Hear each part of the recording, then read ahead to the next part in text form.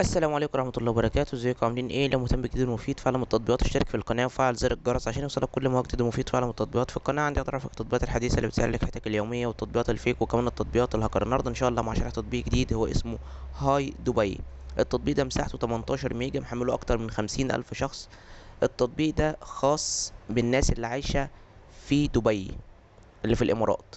بتقدر من خلال التطبيق ده بيساعدك وبيفيدك جدا ان انت بتقدر توصل لاي حاجة انت عايزها من خلال التطبيق ده.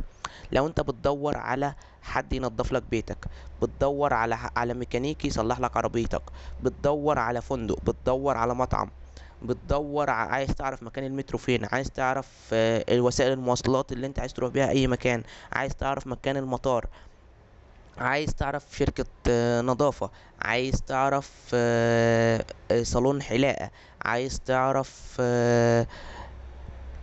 اي حاجة عايز تعرفها في إمارة دبي بتقدر ان انت تعرفها من خلال التطبيق ده.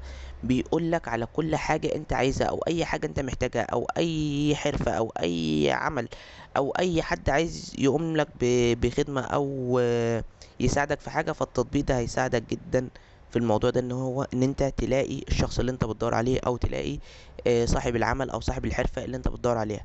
بالاضافة كمان الى ان التطبيق ده بيتضمن اكتر من 150 الف شركة شغالة في مجال الخدمات، في كل حاجة بقى بتخص الناس اللي الناس محتاجاها.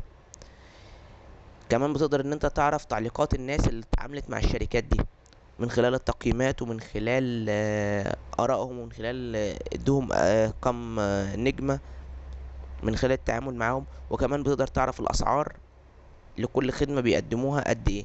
وكمان بتقدر تعرف عناوين الشركات، بحيث ان انت لو انت عايز تروح تجيب الشخص نفسه اللي هيقوم لك بالخدمة دي لحد باب بيتك، او انت ان انت تطلبه ديليفري وان هو يجي لك. ده الغرض من التطبيق وده فايدة التطبيق. مشكلة التطبيق ان هو باللغة الانجليزية مفهوش لغة عربية، بالاضافة لانه موجود في دبي فقط لا غير، ما مش موجود في اي مكان تاني في العالم. وبس كده يعتبر ابسط شرح للتطبيق بالنسبه للمزايا والعيوب. لو عجبك شرح التطبيق يا ريت تدوس لايك للفيديو. لو عايز شرح تطبيق معين يا ريت تسيب لي في الكومنت. لو شفت ميزه او عيب للتطبيق في اي تحديث من التحديثات القادمه اكتبها في تعليقات الفيديو. وشكرا، سلام عليكم.